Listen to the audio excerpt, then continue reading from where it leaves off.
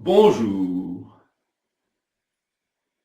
Théophile Gautier a beaucoup aimé servir la forme sonnée, dans le cadre rigide et les règles contraignantes trouvées dans le fondateur du courant de l'art pour l'art, un adepte virtuose et inventif.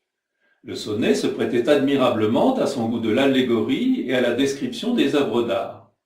Il constituait par ailleurs un écrin raffiné pour les nombreux hommages, remerciements et autres écrits de circonstance que la vie parisienne sollicitait de lui.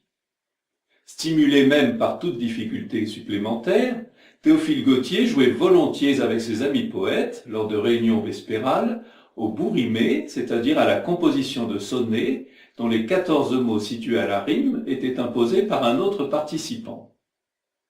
Malgré le caractère artificiel de l'exercice, certains de ces sonnets à bourrimer furent jugés suffisamment remarquables pour être conservés et publiés à titre posthume. Dans le sonnet 5, composé en 1831, du recueil Première Poésie, le jeune auteur de 20 ans confronte avec humour différentes conceptions du bonheur.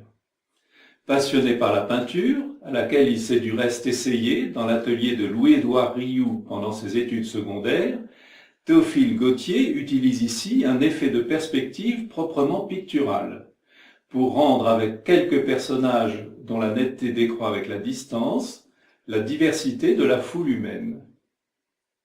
Au premier plan, une figure est détaillée en 4 vers.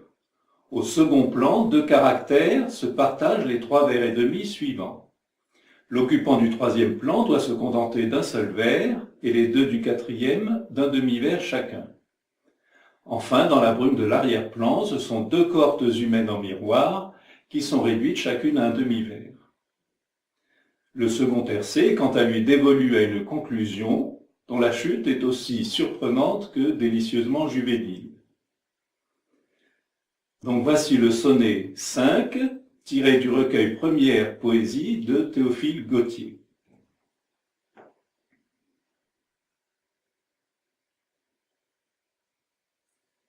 Qu'est-ce que ce bonheur dont on parle?